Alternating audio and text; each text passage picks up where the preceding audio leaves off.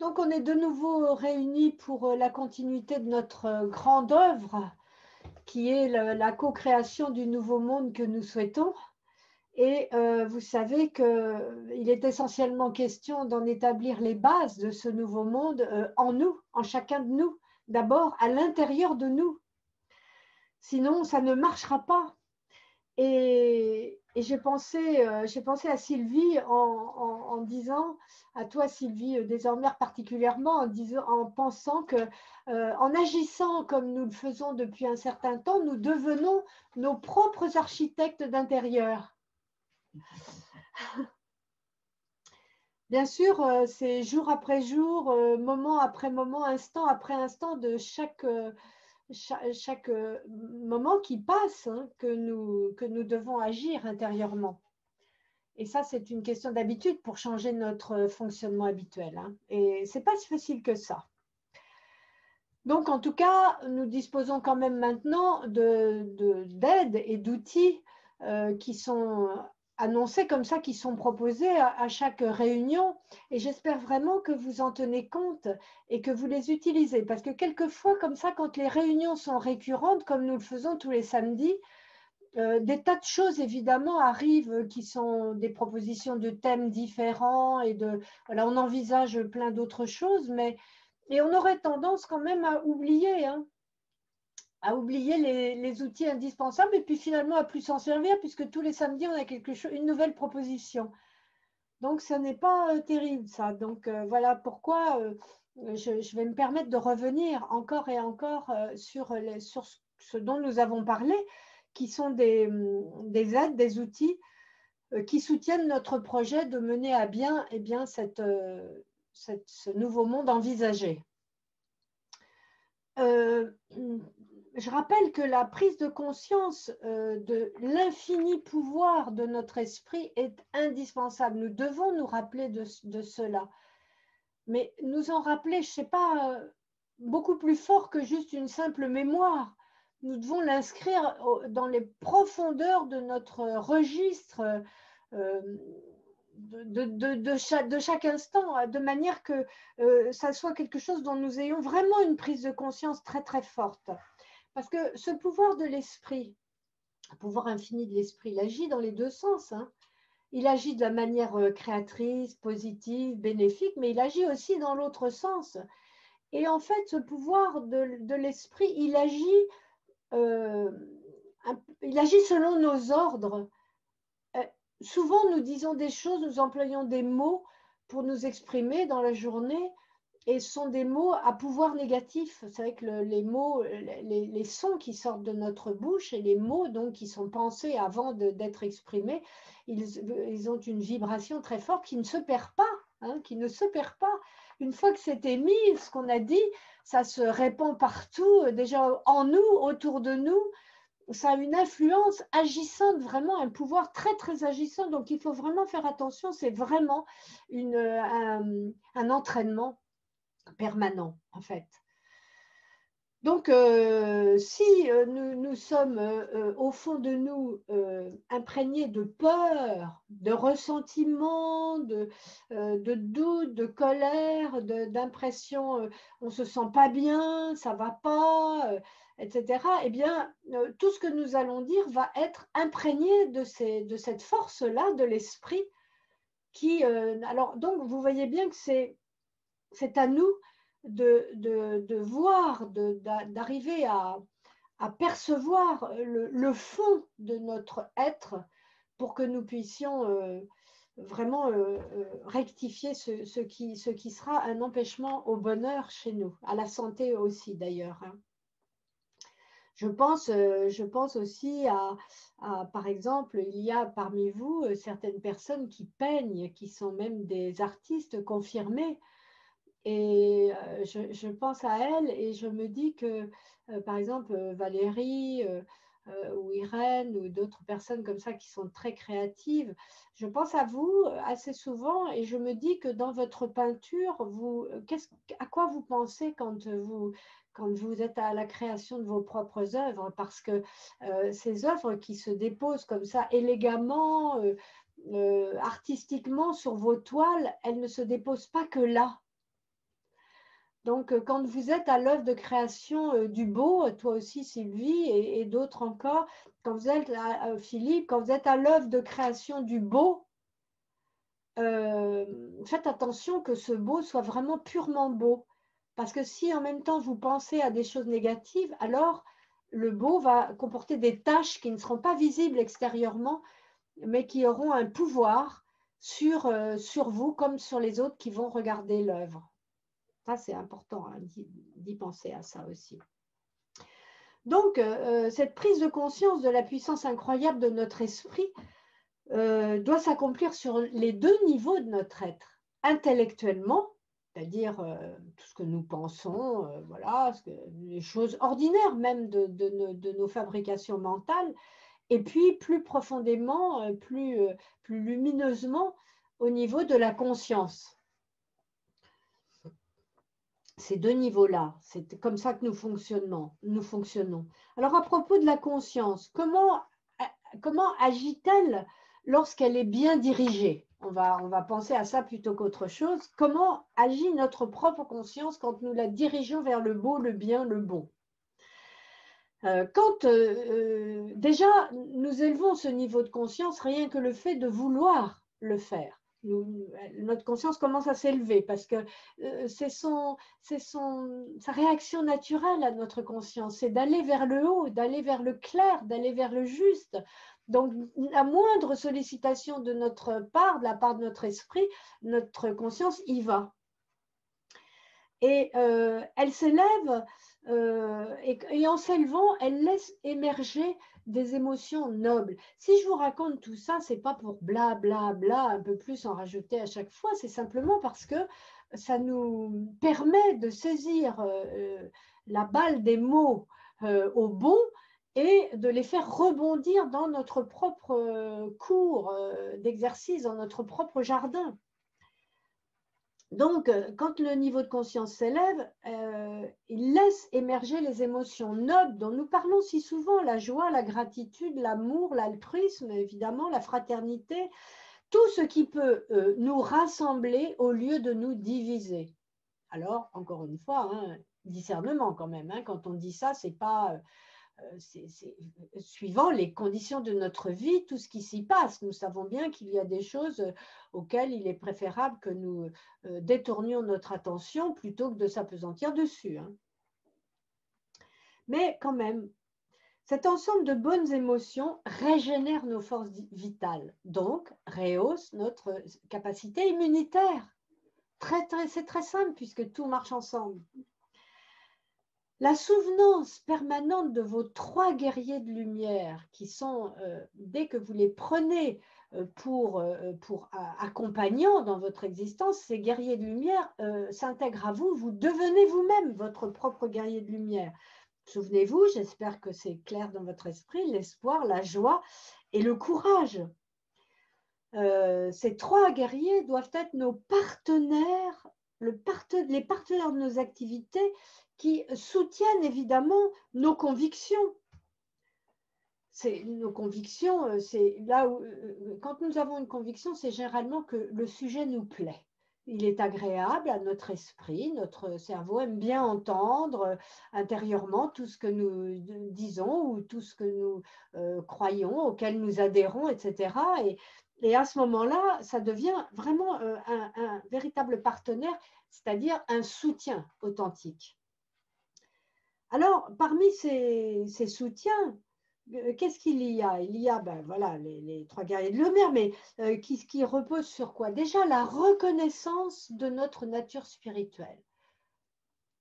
Dans notre contexte de vie actuel, il y a tellement d'opposition par rapport à ce qu'on appelle le spirituel, et puis il y a aussi tellement de raisons d'avoir d'opposition. C'est ça, si encore c'était basé sur rien, mais c'est vrai qu'il y a beaucoup de raisons, mais pourtant, cette reconnaissance de notre nature spirituelle, elle est indispensable. Déjà que nous ayons conscience que nous sommes une nature spirituelle et non autre chose. Nous ne sommes pas une nature matérielle. Nous sommes une nature spirituelle, une pure nature spirituelle. Et ça, c'est bon de le reconnaître. Alors, à notre manière, c'est certain. Hein.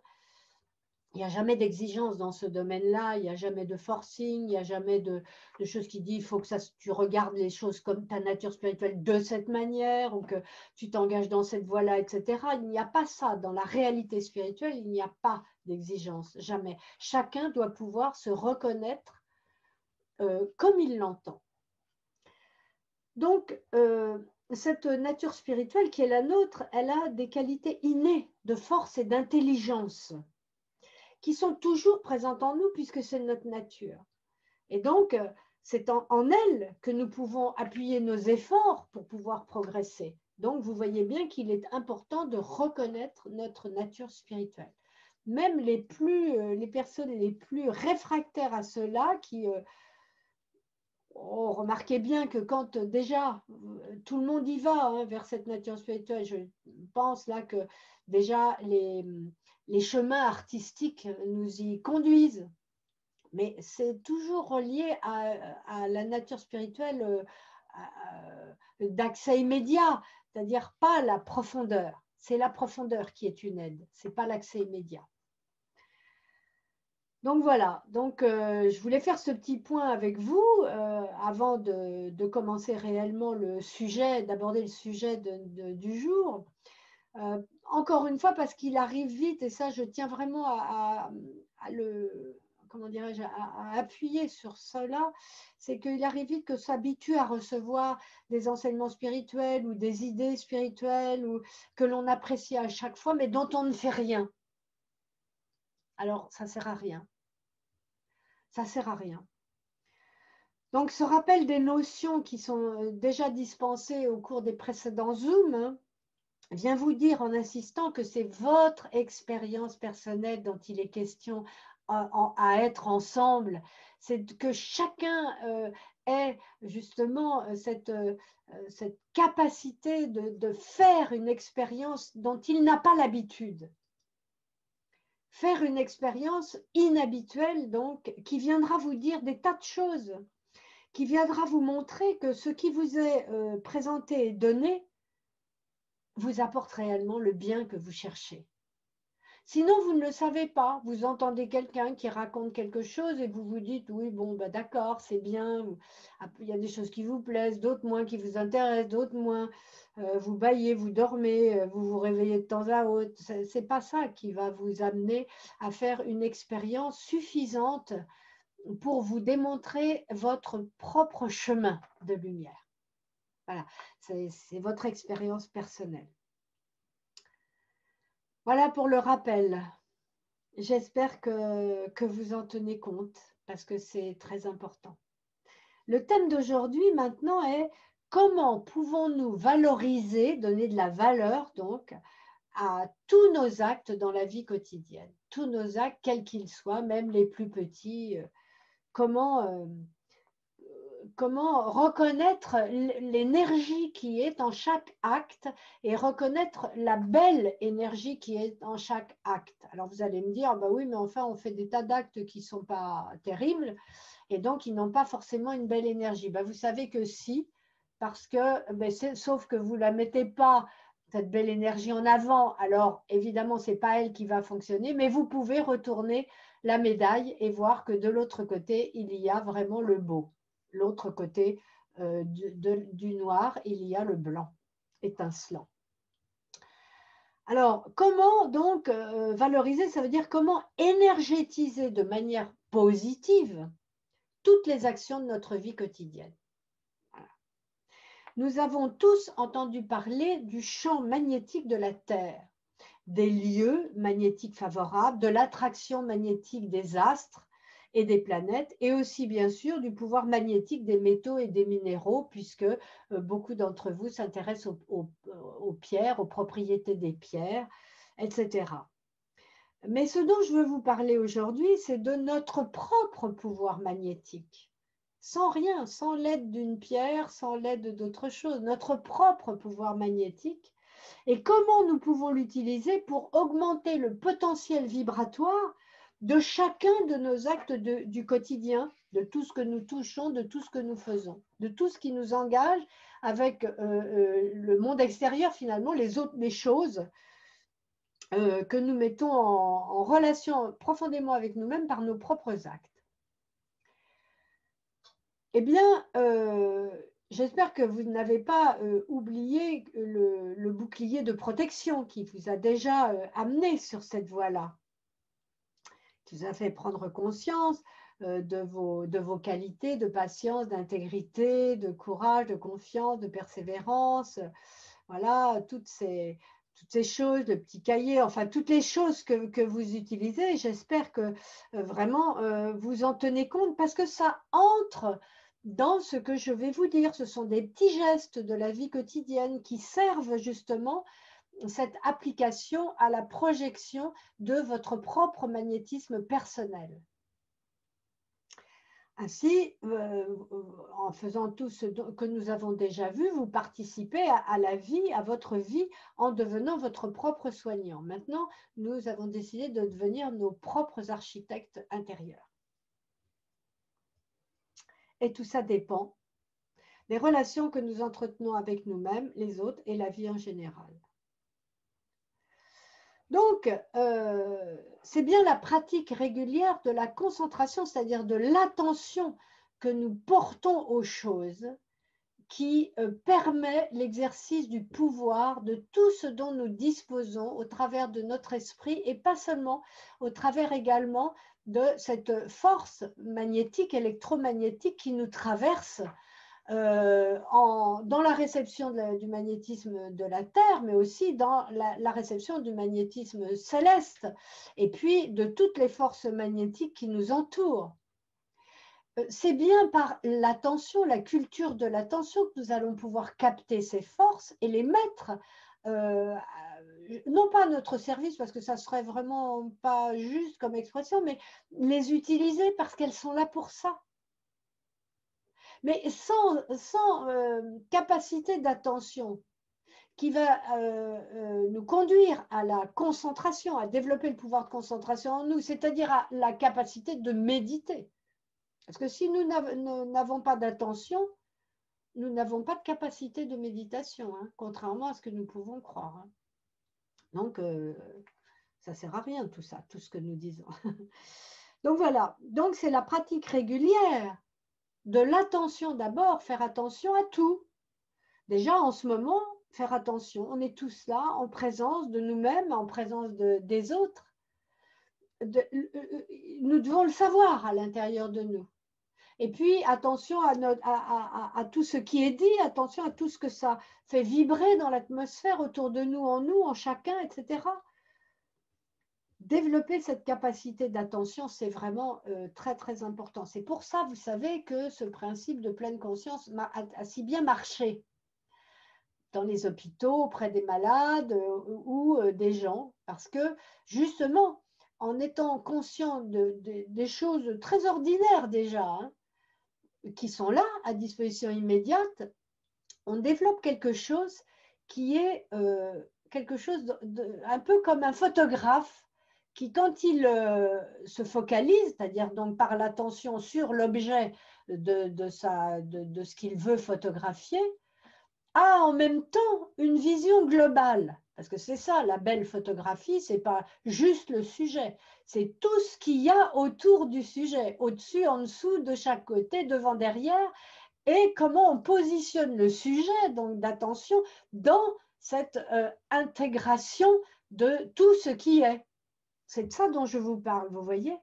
Et c'est ça, la culture de l'attention, déjà au départ sur un point, qui va permettre de développer toute cette vision globale nécessaire à la compréhension, à la remise en place des choses, c'est-à-dire l'ordre des choses, et en même temps à l'ouverture de la voie en soi qui débouche sur justement un espace beaucoup plus vaste.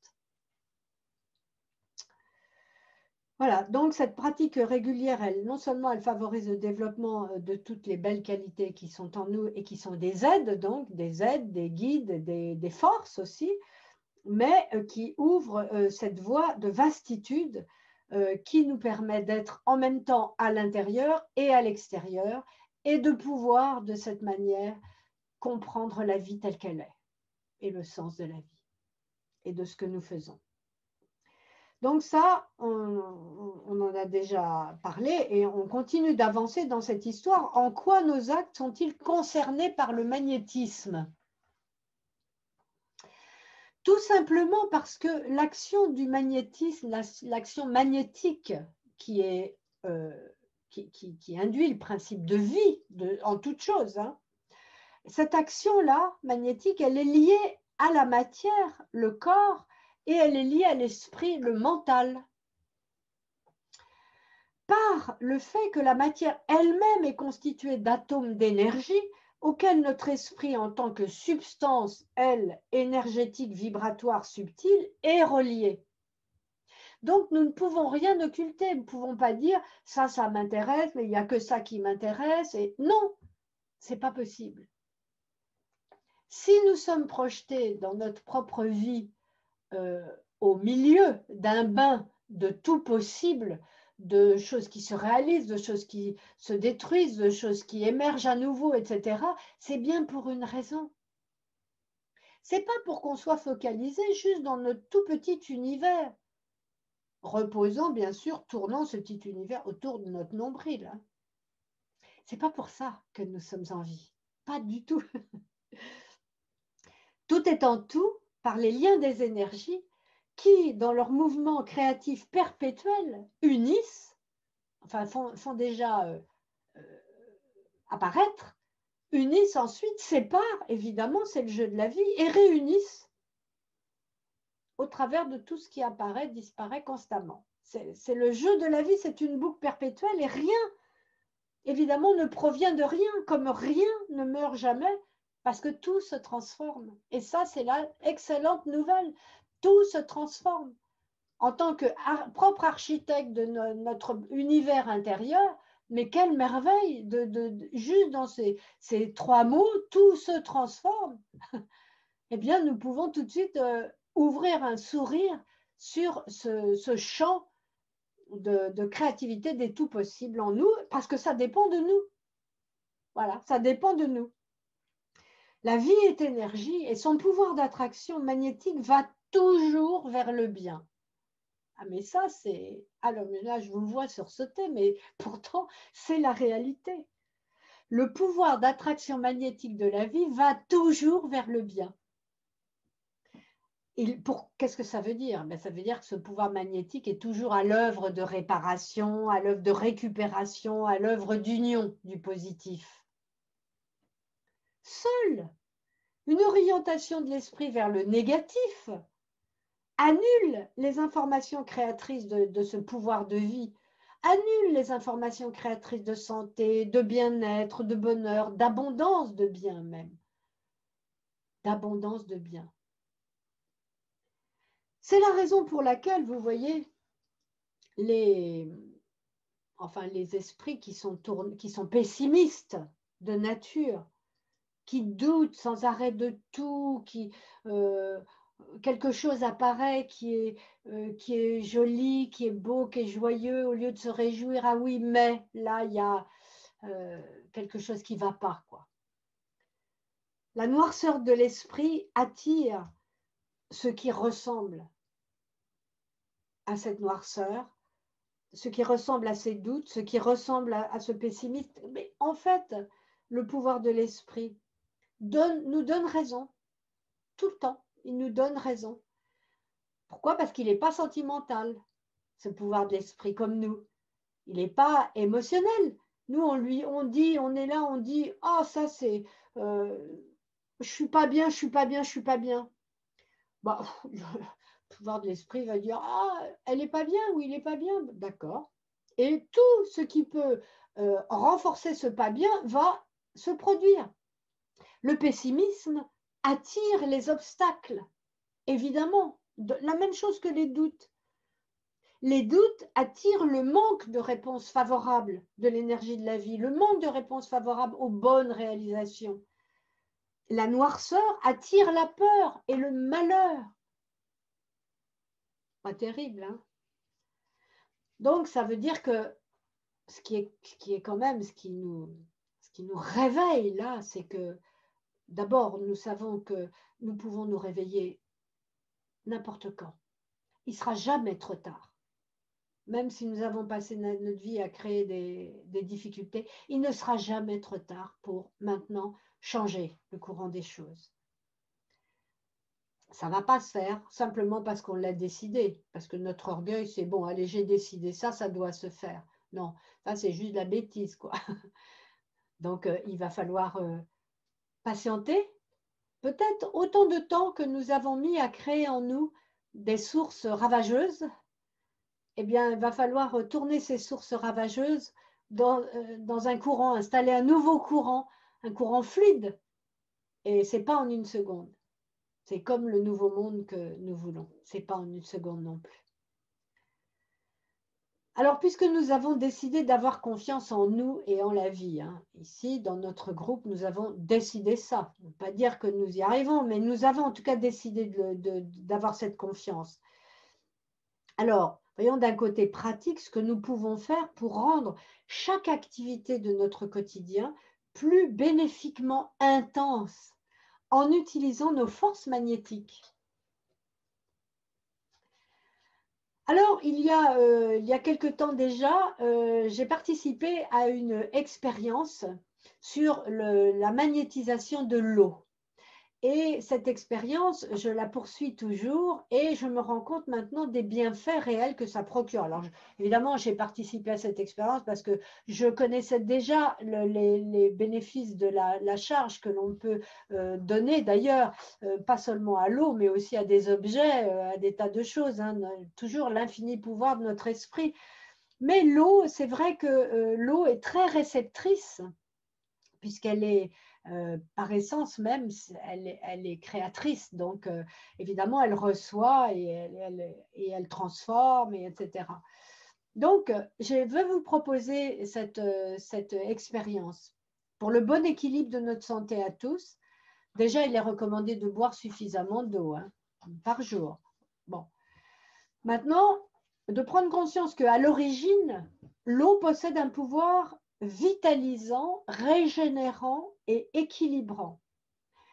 Et ce pouvoir naturel de l'eau de base se perd au travers évidemment des manipulations de ces pauvres humains que nous sommes, qui sont toujours en train de s'activer pour faire mieux et en voulant absolument toujours faire un peu plus, un peu mieux, c'est-à-dire mieux dans le sens de plus facile, moins d'efforts, plus de confort encore, plus, encore plus, encore plus, alors que celui qu'on a, c'est déjà suffisant. Hein.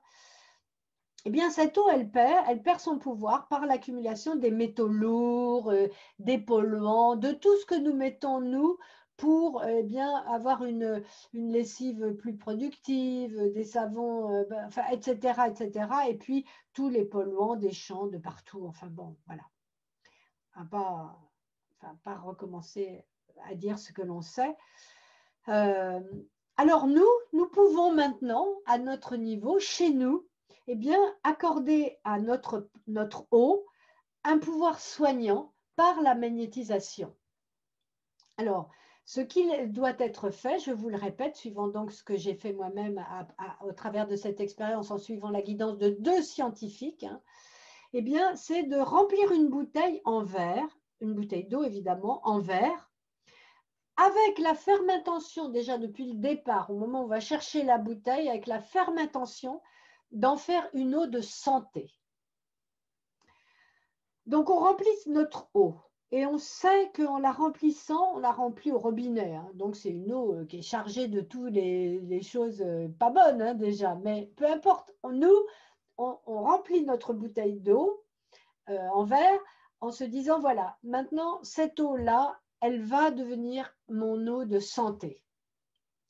Vous prenez la bouteille remplie entre vos mains et vous gardez la bouteille entre vos 2 mains et vous vous appliquez à lui transmettre les informations de bien-être et de vitalisation que vous souhaitez. Vous pouvez vouloir boire cette eau pour votre bien-être, votre santé en général, mais vous pouvez aussi vouloir boire cette eau dans un but particulier pour régénérer une partie de votre être qui serait en perte d'énergie. De toute façon, l'eau ainsi magnétisée, elle va agir en général sur toute votre santé. Mais il faut vraiment que vous concentriez là, hein, très très fort, pour lui inculquer, lui transmettre à cette eau les informations que vous souhaitez. Vos deux mains doivent tenir la bouteille pour apporter un équilibre entre les polarités négatives et positives. Nécessaire, hein, il faut qu'il y ait un équilibre dans cette eau. Cette eau doit être bue dans la journée, bien répartie, pas d'un seul coup, hein, bien répartie dans la journée. Et elle va contribuer à éliminer toutes les toxines responsables du mal-être physique. Elle va nettoyer, détoxiquer et de cette manière éliminer les effets des stress répétés. Parce que ces stress répétés dans votre mental, eh bien, ils se répètent, ils se produisent, ils se manifestent à l'intérieur de vous sous d'autres aspects qui deviennent des nuisances au niveau de votre santé, et notamment au niveau des défenses immunitaires. Prise en cure, 21 jours par exemple, l'eau magnétisée rend l'organisme capable de résister aux agressions immunitaires qui sont causées par les pollutions extérieures et intérieures, c'est-à-dire notre propre mental, nos pensées, nos sentiments, etc., nos émotions. Et de nombreuses études et expériences scientifiques démontrent les pouvoirs de l'eau informée. Vous le savez déjà, ça. Voilà. Maintenant, une fois que vous avez fait votre eau comme ça dans votre bouteille, eh bien, vous la buvez tous les jours. Vous la buvez tous les jours. Voilà. Alors évidemment, l'expérience que j'ai faite moi avec ces deux scientifiques, eh bien, c'était une expérience qui permettait d'avoir une concentration, c'est-à-dire c'était eux qui magnétisaient l'eau et qui rendaient cette eau, parce qu'ils ont un pouvoir de concentration très très puissant, ils magnétisaient cette eau et ensuite nous avions la bouteille et tous les jours on prélève une petite cuillère qu'on met dans l'autre bouteille. Mais ça, c'était fait en présence de ces deux personnes et c'était autre chose. Mais vous ne devez pas douter de votre propre force. Mais je vous l'ai dit, à ce moment-là, il faut que tout soit clean dans votre esprit. Il faut que votre esprit ne soit pas agité de forces intérieures qui contredisent les informations que vous donnez à votre eau de santé. Vous comprenez? Donc, voilà encore un exercice de plus que vous pouvez faire et que vous pouvez ajouter aux autres exercices de manière à arriver d'abord déjà à vous exercer pour éliminer la dispersion du mental. Et là, vous avez un sujet, c'est vous. Je veux faire mon eau de santé parce que ça va me faire du bien. Donc, en même temps, ça va vous obliger à avoir de l'attention et de la concentration. Et donc, ça va faciliter tout le reste des programmes que nous développons à chaque fois. Voilà. Ça, c'est pour votre bouteille d'eau. Combien de temps la tenir? Alors, combien de temps la tenir, me pose Pascal. Quelqu'un demande ça, c'est Yvette, d'accord. Donc, combien de temps la tenir? Eh bien, le temps que vous sentez, où vous vous sentez vraiment très connecté avec l'eau, sans qu'il y ait de dispersion. C'est-à-dire qu'à partir du moment où vous êtes fatigué, ou vous avez pas 2 heures, vous pouvez faire. Vous savez, tout dépend du temps que, par exemple, je vous ai dit, hein, pour vous exercer à la concentration en un point, chiner par exemple, le calme mental en un point. Bon, on commence par des petites choses, hein, c'est-à-dire 5 minutes. Les 5 minutes de concentration, pour qui pense se concentrer 5 minutes, réellement, c'est très long. Et après 5 minutes pendant un mois, 10 minutes pendant 2 mois, un quart d'heure pendant 3 mois, 20 minutes pendant 6 mois, 1 heure après. Mais c'est tous les jours. Comment avez-vous institué votre programme de vie pour pouvoir vous permettre, voilà. Alors, voilà, disons 15 minutes de concentration, 15 minutes, pour parler à l'eau et lui transmettre toutes les informations de santé que vous voulez voir être transmises dans l'eau que vous allez boire toute la journée.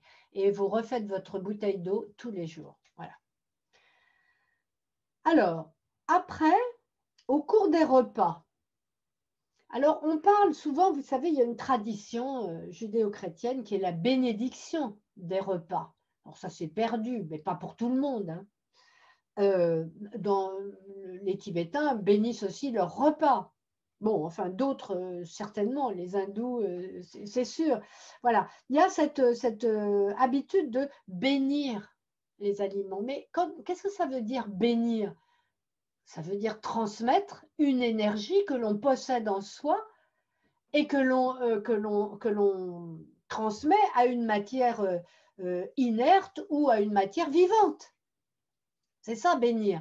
Cette énergie, évidemment, si on dit bénir, ça veut dire pour vraiment le bien, le haut bien, le sacré, le meilleur, le plus, voilà, le plus élevant, le plus lumineux. On peut utiliser toutes les références que l'on a, toutes les méthodes, prendre des textes traditionnels, pas traditionnels, pour bénir. Si on n'a pas en soi cette puissance de bien, de lumière, on ne va rien bénir du tout. On va juste réciter un texte. C'est pour ça que vraiment, c'est très important d'arriver à soi-même acquérir ce qui est à notre disposition, ce qui est mis à notre disposition sur le chemin de l'accomplissement de notre vie spirituelle.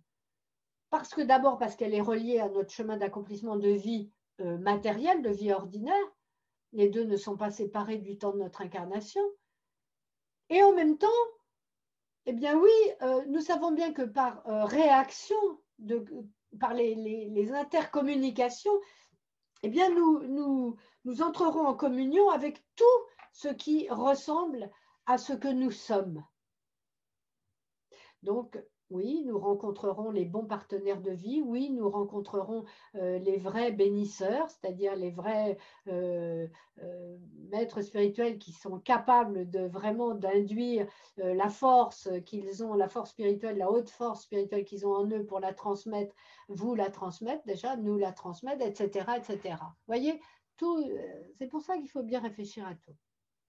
Mais vous, voilà, pour le moment, nous allons essayer de prendre l'habitude de donner cette noblesse, cette élévation de vibration à tout ce que nous touchons et notamment à ce que nous mangeons, là, puisqu'il est question des aliments. Alors cette bénédiction, elle est accordée par les pensées et les sentiments que vous déployez dans votre esprit au moment où vous absorbez les aliments, raison pour laquelle il est toujours nécessaire de prendre ses repas dans le calme, sans évoquer les préoccupations que l'on a, sans évoquer les difficultés, sans se bagarrer, sans avoir des discussions à n'en plus finir. Les moments des repas sont des moments où on absorbe plusieurs formes d'énergie. Ce que l'on mange, les aliments que l'on mange, qui vont dépendre de comment on les a cuits, qu'est-ce que c'est, d'où ils viennent, est-ce que ces aliments ont souffert avant d'entrer dans notre organisme, parce que s'ils ont souffert avant d'entrer dans notre organisme, ces aliments, quels qu'ils soient, eh bien, ils vont transmettre leur peur, leur souffrance, on va prendre ça dans notre corps. Vous voyez ce que je veux dire? Donc, effectivement, hein, quand vous ébouillantez un homard, eh ben, dites-vous bien que le homard, il souffre. Même si vous croyez qu'il ne souffre pas, il souffre. Et vous, pour votre plaisir, vous mangez le homard, c'est bon le homard. Mais quel dégât ça fait aussi en vous par la souffrance que vous mettez. Non seulement vous avez vos propres souffrances existentielles, mais en plus vous en rajoutez. Je ferme la parenthèse, c'est valable pour tout le reste. Voilà. Tout ce qui est fait en conscience, d'une bonne manière, avec le respect de tout, tout étant tout, vous le savez, et voilà. Qu'est-ce qu'on fait pour soi déjà, hein, voilà. Donc, Ensuite, enfin pas ensuite, pendant que nous mangeons, nous ajoutons des vibrations de ce que nous pensons. Donc, si par exemple, quand on dit on fait la bénédiction du repas, ça veut dire quoi? Ça veut dire qu'on prend conscience tout d'un coup que ce qui est dans notre assiette, déjà, c'est pas un dû, c'est venu là, ben, c'est du bon karma, diront certains, avec légèreté, mais c'est venu là par le biais de tous ceux qui se sont préoccupés de cultiver, de ensemencer la terre, de le faire d'une bonne manière, de ne pas mettre de poison en même temps, de la cultiver, de récolter, de prendre le temps de mettre d'un côté ce qui n'est pas absorbable par l'organisme, de l'autre côté ce qui est bon, etc. Et tous ceux qui, après, ont eu très froid sur les marchés pour les vendre, les exposer, les vendre, et puis c'est etc., etc. C'est la chaîne de transmission de la vie sous cet aspect-là. Là, c'est la nourriture, voilà, ce sont les aliments. Eh bien, si nous ajoutons des vibrations de gratitude en prenant avec amour, compassion en compte tous ces êtres qui… Alors, ça va vite, hein, c'est pas, on ne réfléchit pas pendant 2 heures avant d'absorber son œuf à la coque, ou son, voilà, parce que l'œuf, c'est le produit de la poule qui nous donne une part de sa vitalité, hein, etc. Donc, comment après aller lui tordre le cou à cette poule? Non, on la laisse vivre comme nous, hein, jusqu'au bout de sa vie, voilà, etc. Bon, c'est des choses qui arrivent en même temps, mais voilà. Oui, notre assiette est remplie, c'est pas un dû, et c'est bon d'y ajouter de la conscience avant de la vider, cette assiette. Mais aussi de la conscience pour le soleil, l'air, la pluie, la terre, enfin tout ce qui a permis tout ça, quoi. Vous voyez, ça, c'est comment faire au moment du repas et de chaque repas, en fait. Et puis, également, quand nous utilisons l'eau d'une autre manière, en prenant notre douche ou en prenant un bain, l'eau qui coule sur le corps, évidemment, le nettoie, le purifie, mais le purifie réellement. Si on associe cette notion de nettoyage purificateur intérieur, en fait, purificateur des négativités qui ont été engendrées par le corps, c'est-à-dire les mauvais comportements, les comportements défectueux.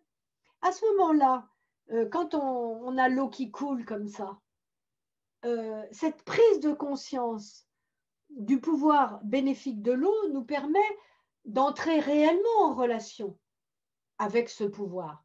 Sinon, ben, il est là, mais il nous lave, quoi. En fait, on est servi dans la mesure, finalement, dans laquelle on attend le service, c'est-à-dire la conscience qu'on a. Donc, ce pouvoir bénéfique de l'eau pendant la douche, il contribue, il participe à la régénération de notre vitalité. Les éléments qui déjà nous constituent, mais en même temps qui nous entourent, qui permettent la vie, sont beaucoup, beaucoup, beaucoup plus importants et beaucoup plus profonds que nos considérations à leur propos. Ne prenons pas assez le temps de réfléchir à ça. En fait, pour tout ce que nous faisons et tout ce que nous rencontrons sur notre chemin, eh bien, il est bon de pouvoir bénir, alors entre guillemets, ou réénergétiser, si vous préférez, en voyant le côté lumineux, bénéfique et créatif de toute chose. C'est ce qu'on dit être, penser et agir en conscience. C'est ça, c'est ça la pleine conscience. Vous voyez, le développement de la pleine conscience, il est là. Il n'est pas juste au ras de la pâquerette comme ça nous est si souvent montré, quoi. Parce que le ras de la pâquerette, d'ailleurs, il y a les pâquerettes qui commencent à pousser là ici à Tchoukourline, il y a plein de petites pâquerettes qui émergent. Ça y est, la vie reprend sa forme extérieure, elle nous remontre sa faculté de se régénérer. Où étaient passées les pâquerettes avant? On dit elles sont mortes parce qu'il faisait trop froid. C'est pas vrai. Il n'y a pas de mort. Entre parenthèses, hein, pour revenir sur le sujet. Il n'y a pas de mort. C'est ce qui doit vraiment, cette histoire, il n'y a pas de mort, c'est ce qui doit vraiment rester dans notre esprit, de manière à ce que nous comprenions que tout ce que nous faisons en ce moment porte ses conséquences dans l'espace infini et présent, et tout nous reviendra. Tout reviendra nous accompagner. Le bien, le pas bien, tout reviendra nous accompagner. Alors, la plus noble utilisation du magnétisme, c'est évidemment celle de soulager et celle de soigner. Certaines personnes possèdent une capacité naturelle pour le faire. On dit que c'est un don. Ce n'est pas vrai. Il n'y a pas de don. Il y a la vie. Alors, la vie est un don par elle-même. Par essence, elle est un don, puisqu'elle est accordée à toute chose. Mais ne croyez pas que certaines personnes sont investies de quelque chose, un pouvoir que vous n'avez pas ou autre. Ce n'est pas vrai, simplement, certaines personnes arrivent avec des facultés ouvertes et d'autres, des potentiels de facultés qui sont à leur disposition si elles se donnent la peine de les développer. Donc, avec ou sans donc ces facultés développées déjà, ces facultés innées, nous pouvons tous nous entraîner à faire apparaître réellement, faire des expériences qui nous conduisent à développer notre magnétisme personnel. Comment faire? Eh bien, avant toute entreprise qui utilise le magnétisme, il convient de se mettre en harmonie avec l'énergie universelle. Parce que le magnétisme, c'est un flux, un rayonnement qui est issu de l'énergie universelle, la vie, le pouvoir de vie. Le magnétisme, c'est un flux, des fluides qui émanent de ce pouvoir d'énergie vitale universelle. Alors, comme toujours, comme vous le savez, on ne peut transmettre que ce que l'on possède. Et pour pouvoir donner de la force vitale à un être, par exemple, que l'on veut soigner ou que l'on veut soulager, mais il faut en regorger soi-même. Il faut en regorger soi-même. Si on est là, chancelant dans notre coin, perpétuellement fatigué, dépressif, en colère, etc., on diminue. C'est comme si on soufflait sur une bougie jusqu'à l'éteindre. Il faut bien comprendre ça. Donc, c'est là où nous en revenons à l'esprit et au comportement mental habituel. En effet, comment pouvons-nous imaginer qu'il soit possible de drainer la force du bien si nous ne sommes pas déjà reliés à cette force par l'intermédiaire d'une harmonie avec nous-mêmes? Est-ce que nous sommes en harmonie avec nous-mêmes? C'est la question. Parce que si pas, ben, il n'est pas question d'aller imposer les mains sur la tête du voisin. Vous comprenez, là, je pense à toutes ces personnes qui étudient le Reiki, qui étudient le magnétisme. D'abord, pour savoir une chose, c'est que ça ne s'étudie pas, tout ça. Ce n'est pas partie de l'ordre d'une étude. C'est la nature de tout ce qui est. C'est naturel. Donc, il n'y a pas besoin de faire des théories à n'en plus finir là-dessus. Il y a juste qu'à comprendre comment ça marche et, suivant nos souhaits, eh bien, le mettre en activité. Les symboles, par exemple, je viens de vous parler du Reiki. Ben oui, c'est très intéressant. Les symboles, l'étude des symboles et la mise en activité de ces symboles. Bon, ben, vous prenez un symbole, n'importe lequel, vous prenez un triangle, vous prenez un symbole.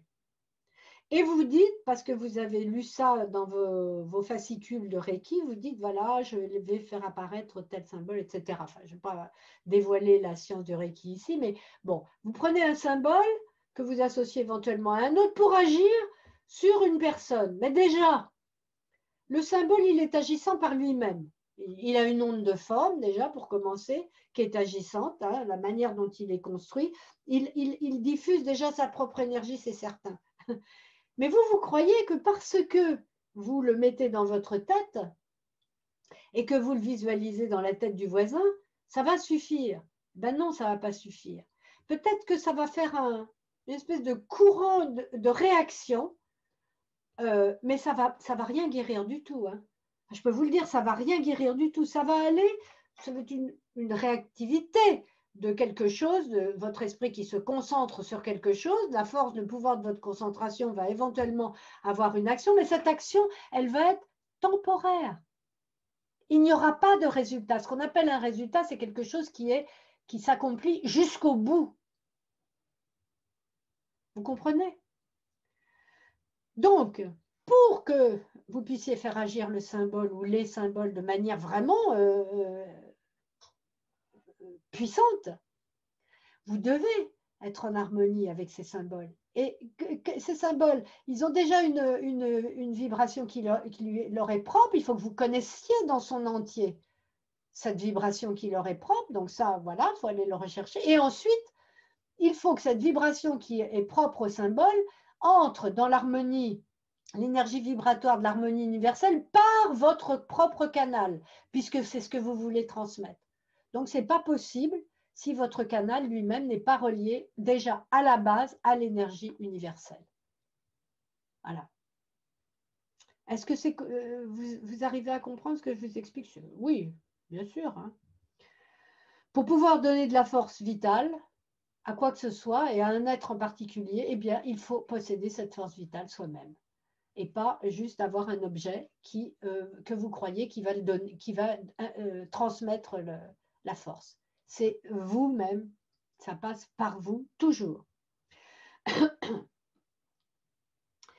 Comment donc imaginer d'être capable d'apaiser une souffrance physique si nous ne sommes pas attentifs aux besoins vitaux de notre propre corps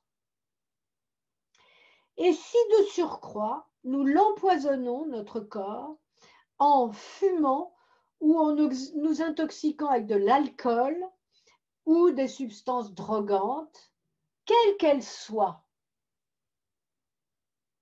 Ça, il y a des personnes qui s'imaginent que parce qu'elles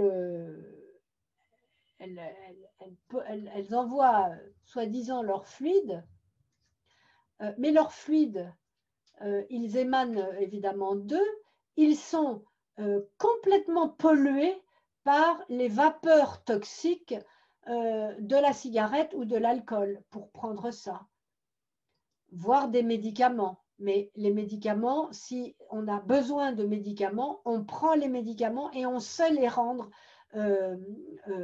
positifs et on sait diminuer leur capacité nocive, hein, chimique qui est nocive. On sait aussi le faire, ça. Donc voilà, donc avant d'imaginer soigner les autres, pensons d'abord à être en amitié avec nous-mêmes, en accord avec notre conscience, en harmonie avec la vie dans sa globalité. Et pensons à nous soigner, prêtons attention à nos besoins fondamentaux, voyons ce que nos besoins fondamentaux ont comme exigence. Est-ce qu'ils demandent le sacrifice des êtres vivants, d'autres êtres vivants? Est-ce que où est le discernement dans...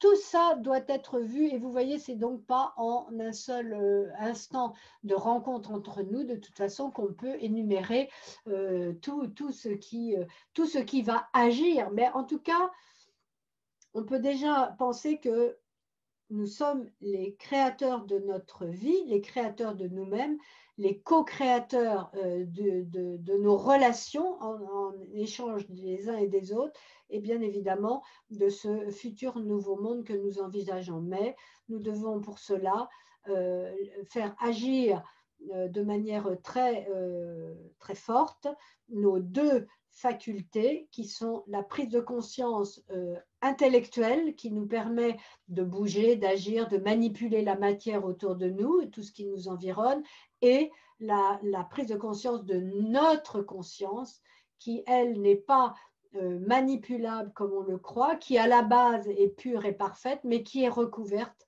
de beaucoup d'éléments qui font obstacle donc à cette rencontre profonde avec nous-mêmes. Donc, c'est pourquoi nous voyons à chaque fois comment nous pouvons faire pour aller en nous, dans le meilleur de nous-mêmes, et être ainsi vecteur de bien dans tout ce qui nous entoure et pour toute cette vie. Voilà. Maintenant va venir le temps de notre méditation, un moment où nous